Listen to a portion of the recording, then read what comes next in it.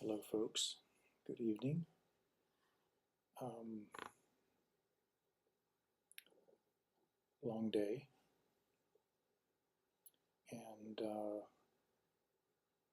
been looking through various news updates and such, like I habitually do at the end of my work day, and wanted to do this video tonight in order to stay consistent. That's one of my main priorities with this channel, is to keep evolving it, invite feedback, and offer up perceptions and responses to um, various things that are happening in the world. I got a little sun today. It seems like my camera is a little bit too good at times in capturing everything that's going on the epidermal layer of my personality. So paratroopers possibly going to be dropping in Iran pretty soon. Not sure if you've ever seen a topological map of what Iran looks like from the get-go of the coast. I mean, it's literally a mountain fortress. It reminds me a little bit of the Night Watch ice wall that you get to witness in Game of Thrones, but it's actually keeping the White Walkers from being imported, if you know what I mean. So Iran has been around a long time, over 4,000 years. A lot of the roots of civilization itself began there, including one of the first charters around human rights, ironically enough. Although I think it's important to remember that the propaganda that you hear is meant for you to imagine yourself a citizen of Iran. That's how propaganda works. That's how the mainstream media works, and the U.S. State Department PSYOPs works. And this is not meant to go into some sort of tinfoil conspiracy thing. I think that just sort of denies a certain level of seriousness and just plain fact that if you do your research, the government is, I mean, all governments have their ways of culling the masses and keeping them in check. And those ways and means evolve along with technology. And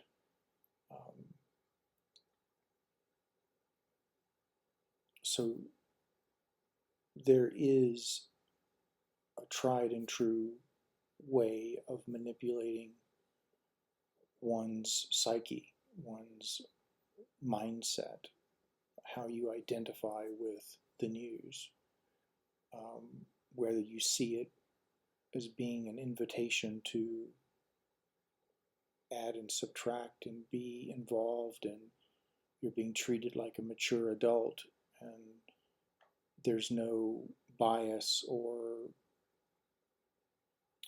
framing of things, no dramatizing. This is very rare, although it does exist today.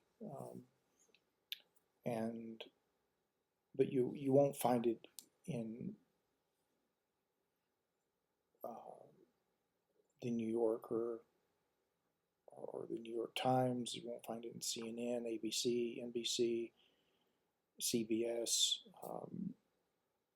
all the mainstream media's news is centered around you and making you feel a certain way when you hear things about Iran. There's no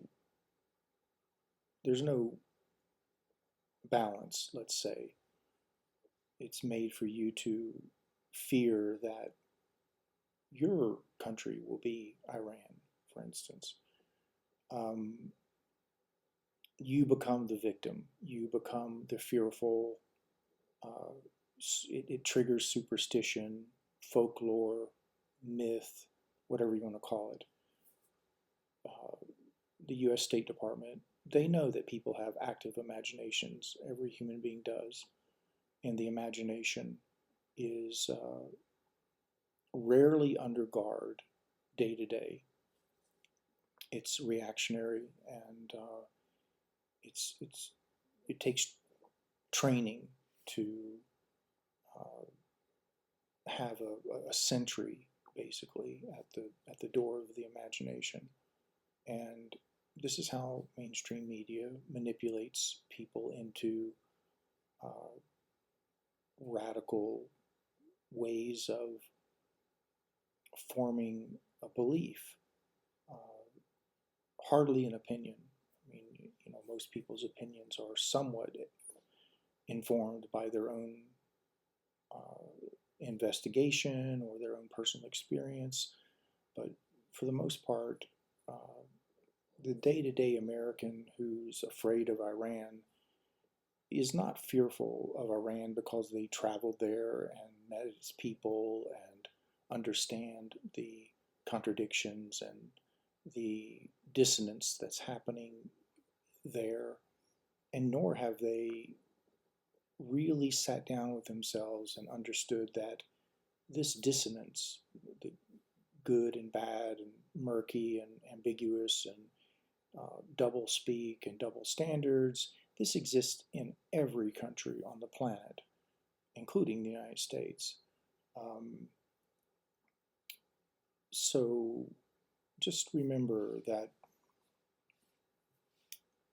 the coup, the first coup, took place, I believe it was 1953, when Iran stood up and decided to privatize its oil so that its citizens would benefit instead of BP, which was a British-owned company.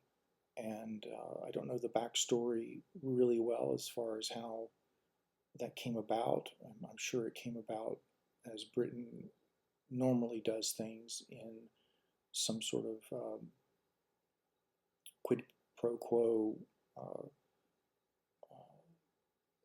takeover or land acquisition, which then quickly turned into some sort of megalomaniac operation that could not be stopped, a kind of a colonizer way of doing things without creating too much attention.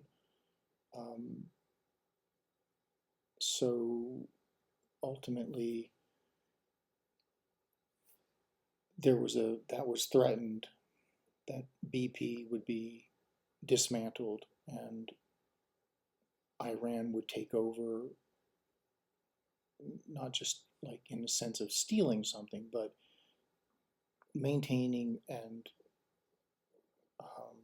seeing that they got their fair share of the proceeds versus shareholders in England. And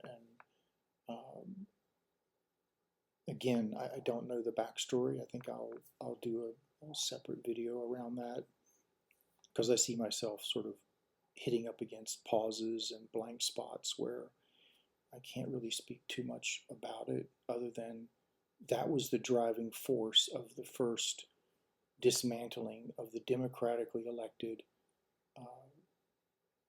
leader of Iran, and the installing of a puppet Shah, and that didn't go too well. it lasted for maybe 2 decades, perhaps, until the people revolted and the first Ayatollah, at least in that era, took charge. And the Shah regime was not something the populace was eager to keep enduring. Iran is a pretty enormous piece of land with about 80 million people, and they do have a relationship with China and Russia, something just to keep in the back of your mind as things go forward. Israeli officials speak about decimating Iran's naval fleet, and which is completely untrue, because yes, ships did sink to the bottom of the sea that were docked along the shoreline, but Iran's main naval force, and that's kind of in quotes because it's not your normal everyday aircraft carrier, let's say. It's much more indicative of the Iranian war strategy across the board. So as they have the Mosaic system, which is basically nodes of military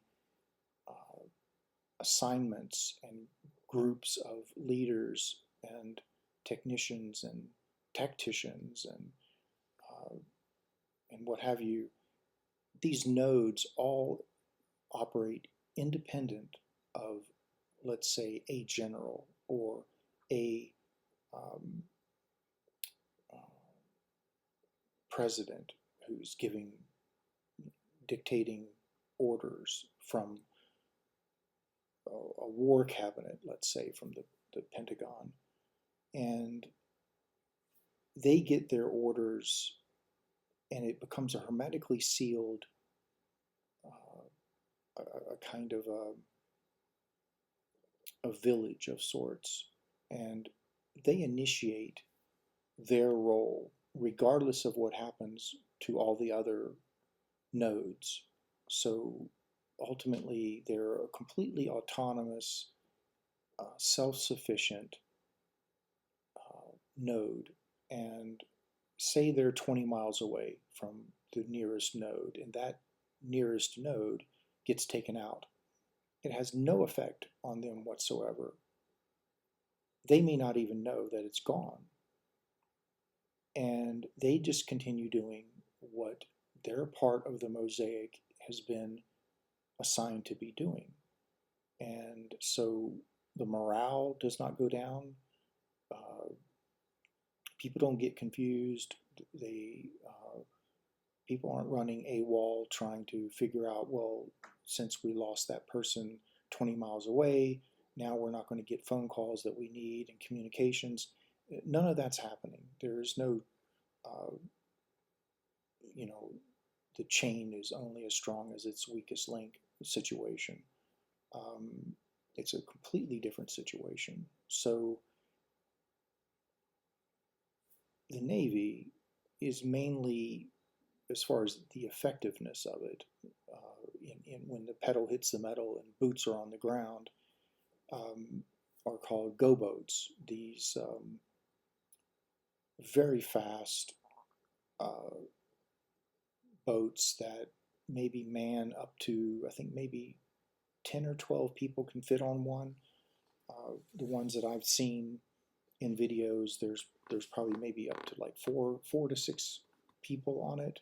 But ultimately, there's missile launchers bolted onto these things, and they're actually designed to be ultimately like a kind of a, for lack of a better phrase, amphibious tank, but much more maneuverable. And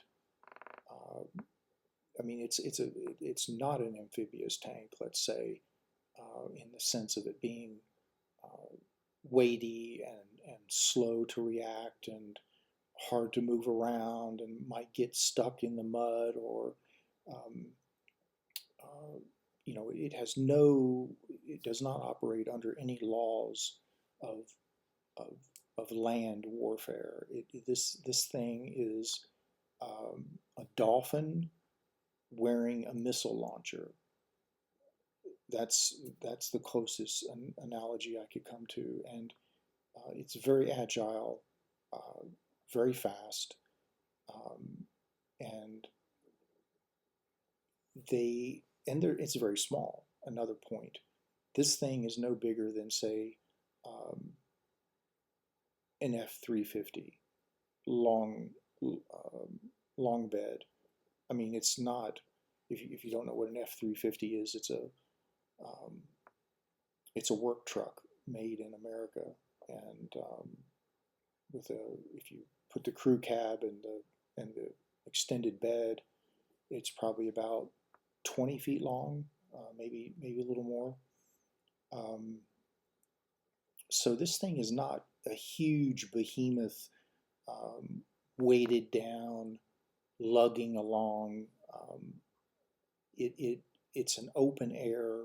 It has like a little cab, but ultimately it's like you see the guys that they're not inside like an armored shell, so they're able to spot things by just turning their head, and it's a very reactive vehicle. And there's uh, I don't know the exact number of these things that they have, but there are a lot of them. And if you look at the coastline of Iran, there's cracks and crevices and little bays and hidden lagoons. And I mean, these things could be and are peppered all throughout that whole area once you get past the Strait of Hormuz. And your daughters and sons are being sent uh, to the area, a very dangerous hubris gesture by the West, something that they may know is going to fail, and when it does, that might be an excuse for them to then do something even more in alignment with a war crime. You just never know with uh, Israel and the U.S. State Department how if they can't create a false flag, then they'll burn a flag. So we shall see how this all unfolds. Um,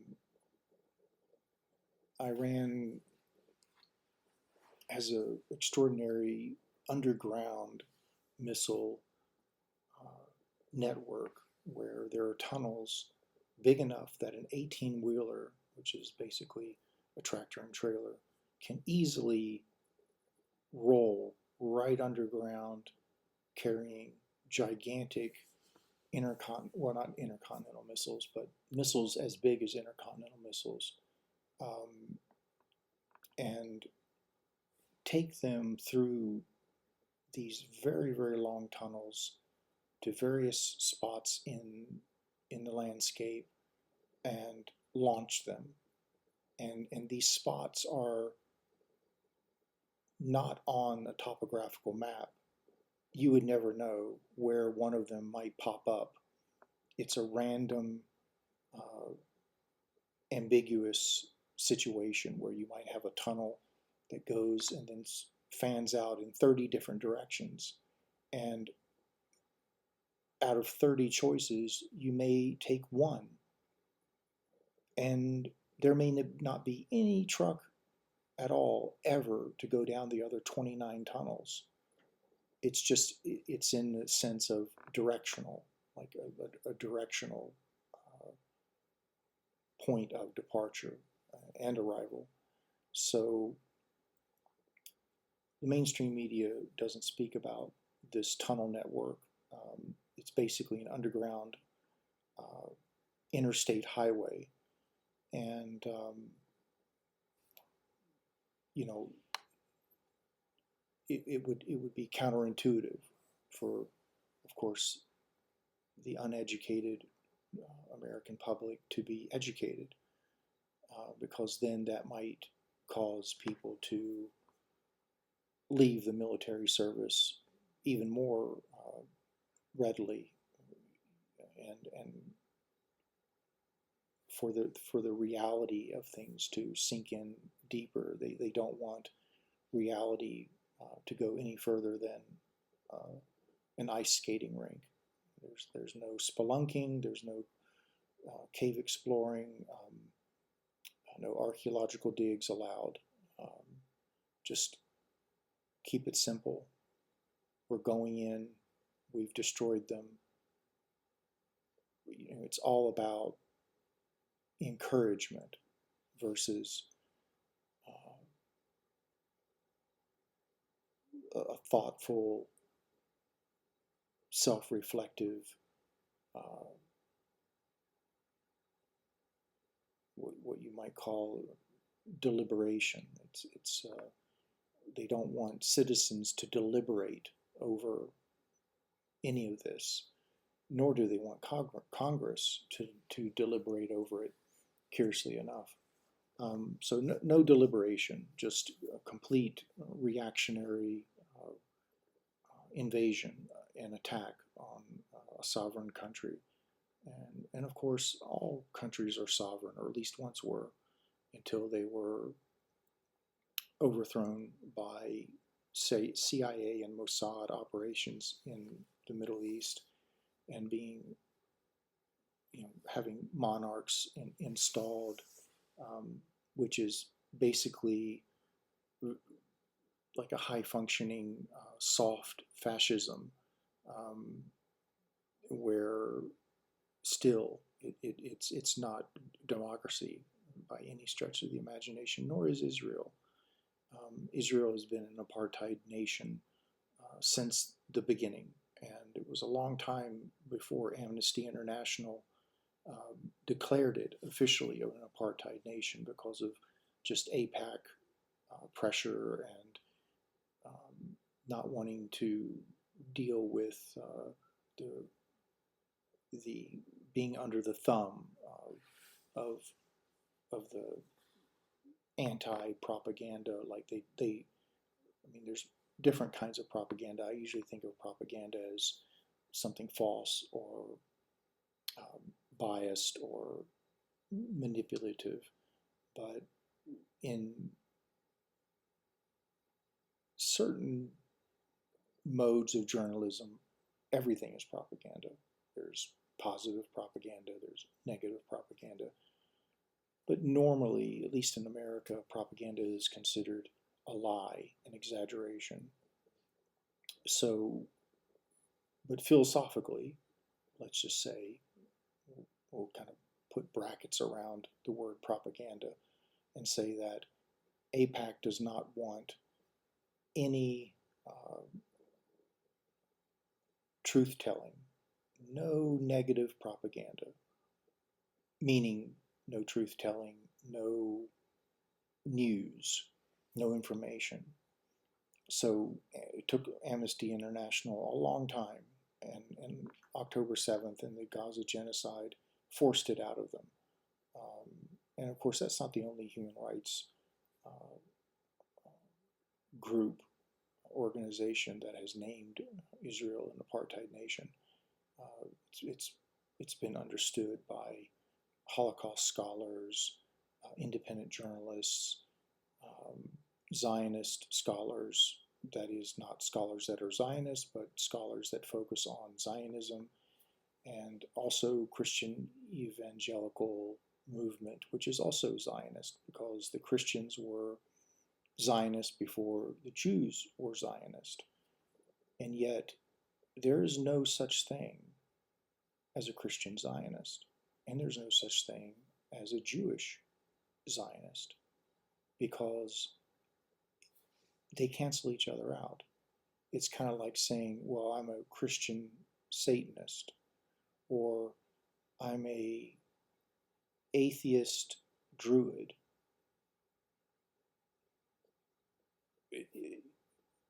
or I'm a chaotic organizer.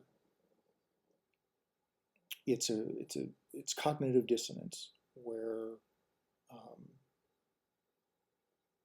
it's like saying, well, here's a fluffy lump of iron. Well, that's not possible. And so ultimately, it's a nationalistic, non-denominational, completely devoid of any kind of religious discipline, let's say. Lots of talk about faith and belief and hope and meaningfulness, but no discipline, no moral, no moral gauge, no moral boundary line. And to me, this is where religion has failed in this day and age. I'm not really sure when it started failing, at least on a societal level. On an individual level, that's a completely different conversation. We could get into that and talk till the sun goes up, because each individual's relationship to religion is one thing, and religion itself as a societal influence and how it's used and how it allows itself to be used through the government and various other governmental officials and pastors and bishops and archdioceses and what they would call a relief excursion to various parts of Africa and such that often have nefarious reasons for being that would be contradictory to religion itself. And so how it's used by the higher ups and how they allow it to contradict itself and live a life outside of moral boundaries, deliberation, the tenets of religion. Basically, it's here's another cognitive dissonant phrase, holy hypocrisy. So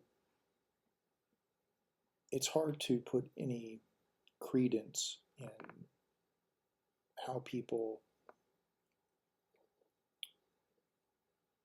when they say, well, I'm a Christian Zionist, or I'm a Judaic Zionist. This is an impossibility, and yet somewhere in the psyche, this confusion has turned into a discipline to be confused, like a kind of a coping mechanism of sorts, almost like something has reconciled itself to be a contradiction, and the being after human, the being in the human is okay with that. It lives in dissonance. It lives in contradiction and hypocrisy for some reason. It's some sort of maybe a stage of evolution, or part of the hero's journey, or some sort of hobby of a trauma or something. I'm not sure exactly what it is, what gives it permission, but I can tell you that the moral standards are so low in achieving such a state of affairs in one's day-to-day to identify as a contradiction and then still go about your day as if everything's fine. It seems to me to be a very well, it's a different form of existence. It's like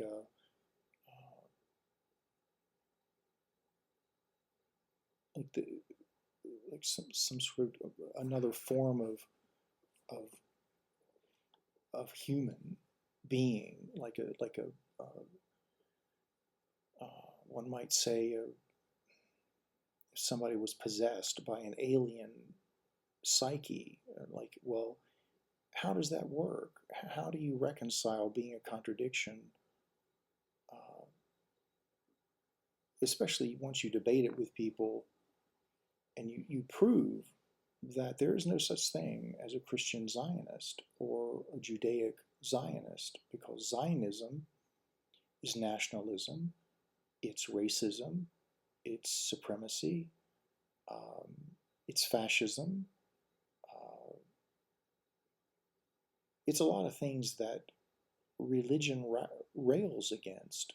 And to embrace that and put the remedy in front of the poison, that that affair, that way of, personal alchemy, like, people are creating themselves every day, and some people are ultimately people. You can reach them through human qualities, and reach in maybe in conversation and push a conscience button or a humility button, or uh, spend a moment in my shoes button, or please give me the benefit of the doubt button. But some people, these things are just simply not there. Like, those buttons, they're not taped over, hidden, broken, removed. They're simply not there. So it begs the question, well, how is that? Like, how is it that um, people are not people? And what's going on? And so we'll see how that all pans out in the future of curiosity and clinical psychology, and other ways and means of figuring this mystery out. But the effects of that are being seen. I mean, the effects of these sorts of beings, these sorts of human, or beings being human, um, basically just from a surface point of view, um, relying on the assumption that they're human. Uh, this I'm not talking about some sort of shape-shifting lizards or anything, or aliens with a three-dimensional hologram or something. I'm just talking about something in the mind, deep, something much more arcane and attributable to the human condition, and um, and perhaps the future of just how we evolve and why we evolve, how we do. So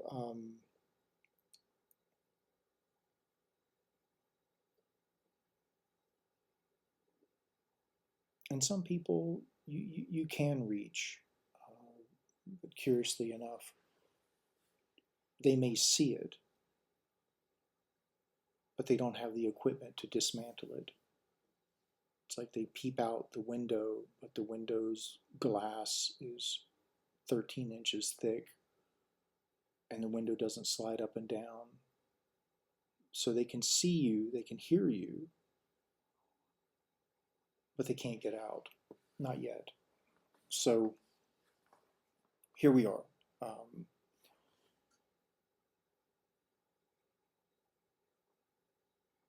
televised genocide starting in 2023.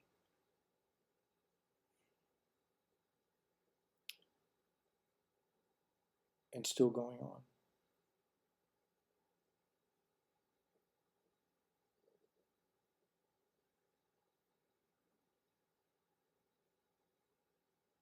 Unfathomable, really.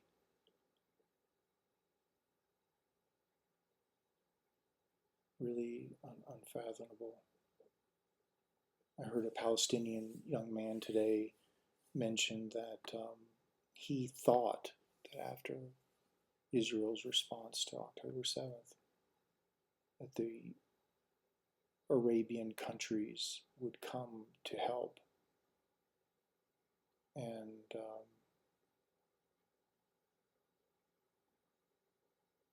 none of them did. Outside of, there may have been some cooperation between Egypt and Hamas, because I believe their tunnels do cross the border, but nothing significant, no deterrent.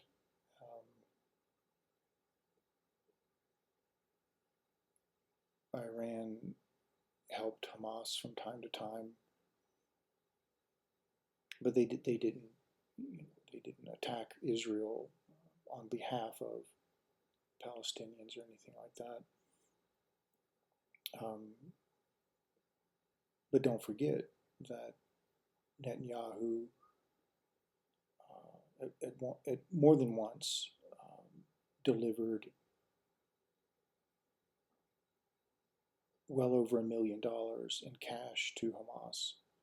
Hamas was being funded by Israel for a while, where there's a famous quote, and I can't quote it right now. Long day. My internal hard drive is slowing down a little bit, but ultimately the gist of it was Hamas. We need Hamas as an enemy. They're more useful as an enemy alive than defeated. So this ulterior motive situation, this is very common with the British colonizer way of doing things, where they come in, they support a rival side, and then that rival side gets the upper hand of the side that the British want to exploit, and then once that side is gone, then the British come in and get rid of both sides oftentimes, or the side that helped them become second-class citizens, or some sort of quid pro quo servants. And that kind of happened, or almost happened, after World War II, where in the Balfour Papers, Israel was guaranteed a home, not a state or a nation, a home. And the Arabians, because they helped fight the Nazis in World War II, were also promised things by Britain and France. But there's a third stage, and I'll get into this in another conversation because I have to state what stage that was, but it was the actual thing that was being planned. Beyond the Balfour Papers and Israel gaining a home and the two-state solution, which was never a solution, it's always been a problem, and as far as Israel is concerned, there will never be a two-state solution unless something happens to Israel. And the gist of the matter was that the real plan was that France and Britain and Russia would divvy up the Middle East and rule various regions. Basically, it would become their serfdom. That didn't work out too well. And so, yeah, I think Russia was the first one to bow out, and then France, and then Britain. But in all this, Britain had made promises to the Arabian people around land acquisition, and they broke that promise. And the Arabians saw Israel as also part of that broken promise, the formation of Israel and how it was formed. So, and its threat, its militant militias and terrorists that quickly evolved and gained footing in the early days of Israel, and all their preemptive attacks against Egypt and Jordan, and you name it, Israel has attacked it unprovoked, just for the sake of, preemptive, like just in case you were thinking, well, we're going to think for you on our behalf and at our benefit. And so the import of the Jewish psyche from Europe into a psyche of Middle Eastern Judaism, there was a clash. You can research that. I spoke about this in an earlier video around inner genome racism, where you have a faith, Judaism, but the faith does not guarantee you anti-racism. Even if you're the same genome, for instance, like the Iraqi Jews and the Ashkenazi Jews from Europe, that was not a happy reunion. Again, the Iraqi Jews, among coming into Israel at the time, were sprayed with DDT. That's no way to welcome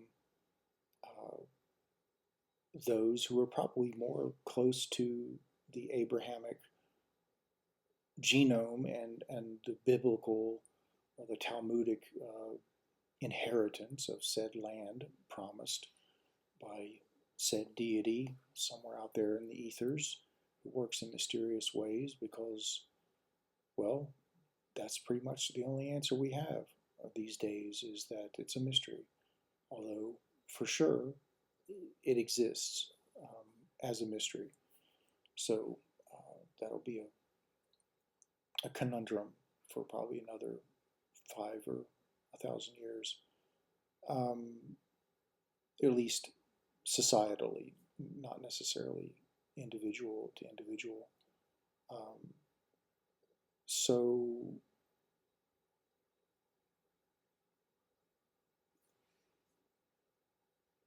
the mindset that Israel came in with was, a lot of it is wrapped up in how Europe treated them. Anti-Semitism in Europe. Anti-Semitism was not a big deal. It wasn't even around in the Middle East at the time. Anti-Semitic literature eventually made its way into the Middle East. It had to get translated because no one was really into it.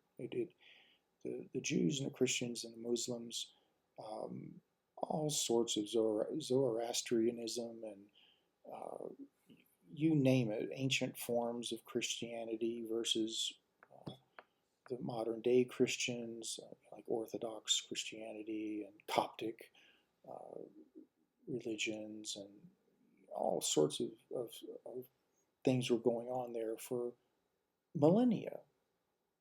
And the thought of anti-Semitism, it just simply was not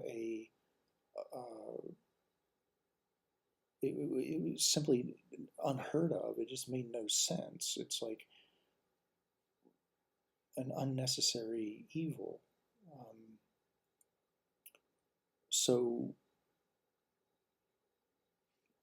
the Ashkenazi Jews move in a way, the anti-Semitism is part of their identity. Well, it's not a part of the identity of the Iraqi Jews. So there was like, well, a lot of transference going on. For the first time, I'm sure, thousands, if not hundreds of thousands of Jews were suddenly being informed that the world is against them, that that there is such a thing as anti-Semitism, and to be fearful of it. And we're your answer. Israel is your answer, just in case Hitler rises up and starts to march on and gets a place in the Middle East. You know, it's just simply misery loves company situation. And also misery loves to make company miserable. So in a way, it was a kind of an indoctrination, like, well, forget thousands of years of cohabitating with other religions, including the Ottoman Empire that gave the Jewish people a safe haven. Forget all that. Forget all the real results and the real cooperation, the proof of cooperation and cohabitation. We're here to tell you that the Holocaust could happen here. It could happen anywhere, and we're going to protect you. Well, this had nothing to do with the Middle Eastern Jews. They didn't need protection. So there's a lot to it. I could speak for hours around this. The implications, mind games, social experiment, but ultimately Israel was fundamentally a British common state, a proxy militia to get stuff done for Britain to have a foothold near the Suez Canal and other various resources that they were interested in. And they're still interested in, by the way. Hello, oil. And so this foothold, and by the way, South Africa helped Israel develop nuclear weapons, apartheid South Africa, no less. So remember that it wasn't so much about anti-Semitism and Judaism and your identity as a Jew and any of that stuff. This was stories that were keeping the populace busy, kind of like the Democrats and Republicans keep Americans busy. This was just something to keep people busy. But the main project was militarizing this piece of land, what they call the unsinkable battleship or unsinkable aircraft carrier, and arming it with nuclear weapons illegally. So this is a military strategy, a capitalist military strategy from the get-go. This had nothing to do with religion. The money, the investments, the devotion America has to Israel, the religion thing is a mask. Lockheed Martin, military-industrial complex, espionage, sabotage, assassinations, control, power, manipulation, wealth accumulation. These are at the forefront of the whole project. Religion is way, way in the back. If anything, it's just simply pure propaganda and a misdirect. Like it's just to direct one's attention to something easier to judge and react and get hot and bothered about. But imagine for a moment, if there were no misdirects, then Lockheed Martin might actually find themselves in a very peculiar situation where the citizens of the country where it resides suddenly turn their attention to it. And what would happen? Like what would happen if the citizens weren't busy believing that their God is under threat, or they're under threat of being ruled by another, like a second Ayatollah in North America or something. If the personal fear wasn't there, like this propaganda that feeds people's unwarranted fear and superstition, what if that was evolved into being a thoughtful, truth-telling, sincere adult, where you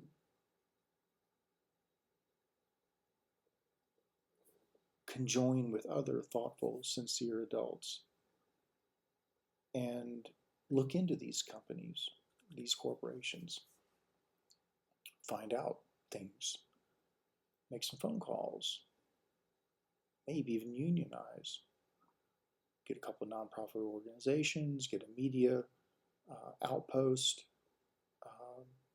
start some truth telling, ask some hard questions. Don't get any answers. Keep asking questions. Do some stuff. Protest. Who knows? Our attention is not on the ball. It's on the dog chasing the ball. It's always on the dog. And the ball is always ahead of the dog, otherwise you wouldn't be chasing it. And that's the problem. And until that whole routine gets challenged and changes, that's what mass society will continue doing, is watching the dog chase the ball. And the ball has already caught the dog. That's the sad thing about it. It's not about the dog catching the ball. The ball has caught the dog's attention. The dog is laser focused on that ball. Nothing else in the world matters but retrieving that ball. So the ball is won, and it starts with one person to not look at either. Just close your eyes, feel things out, read, investigate, ask hard questions of your moral compass, your principles, your day-to-day quality of life, how you judge, not why, but how, and for what. What proof do you have? Have you been to Iran? No. I've been to Egypt, but not Iran. But I could tell you that my time in Egypt taught me a lot. That people, no matter what government they're under, people are people. They're human. Egyptian humans, at the end of the day, are no different than humans in Pennsylvania or Iowa or Texas. They're people. They have feelings. They have families. They have children. They have history. They have lineage, ancestors, customs, values, emotions, dreams, ambitions, depression, anxiety, insanity, handicapped, stealthy and strong, young and virile. So who are we to assume that people don't have those same inalienable rights to enjoy their children, invest in their futures, love them every day, change their diapers 24/7, to get them through college and university, only to have an apartheid nation bomb and level every university, every hospital in Gaza, elementary schools, refugee camps. I think the last number was 30,000 children dead in Gaza, and that's the ones that have been accounted for, as in being able to actually excavate remains and identify them. There's still tens of thousands under the rubble, entire family lineages wiped off the face of the earth, meaning the genome is gone. That family line has no chance of ever coming back. Aunts, uncles, cousins, nieces, nephews, all gone. Like 3 generations in one dumb bomb dropped by Israel. So just feel into that a little bit.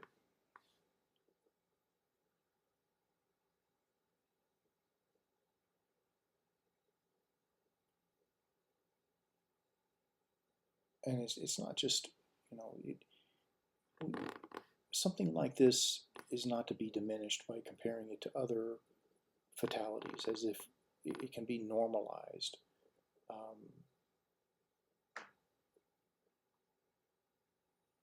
It's a human condition. It's a mental illness, and it's going to take radical will power and radical change to get past it. And unfortunately, usually that radicalness comes through some sort of natural disaster or something from an outside change of sorts. I don't see this whole idea of a great awakening. Never going to happen. Too easy. I mean, who in their right mind would ever buy that? It's like, well, one day you wake up and everyone is in samadhi and one with the universe, and suddenly they're humane and moral and principled. It's not going to happen. It just makes no sense. It's not how evolution and earning your way through this hero's journey works. You just don't get things like that for free. So we'll see what happens. Time will tell. You can tell I'm getting tired because I'm starting to state the obvious. So I'm going to say goodnight, YouTube, and watching my eyes get redder and redder as I'm speaking here. Thank you for hearing me, and all the best to your life and your path forward. And bless the dead of Gaza, Somalia, Turtle Island, Canada's indigenous, Vietnam, Japan, Ukraine. The list goes on and on. The indigenous of Australia, South America, even Cuba, Haiti. Did you know that when Haiti broke its independence from France, through a coup or a rebellion, let's say, France actually had the gall and demented hubris to charge the Haitians a fee for losses incurred. Think about that as I sign off. How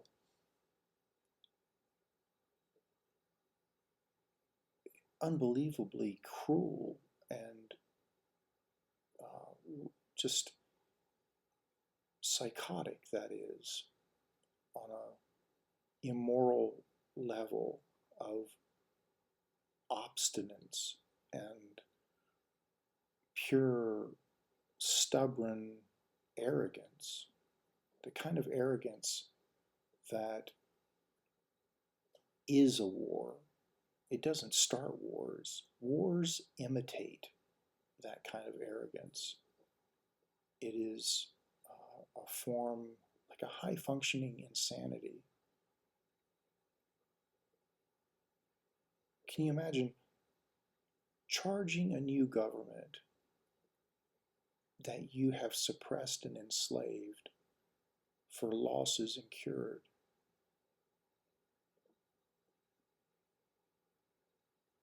Has France evolved beyond that arrogance, that immoral sense of Franceness?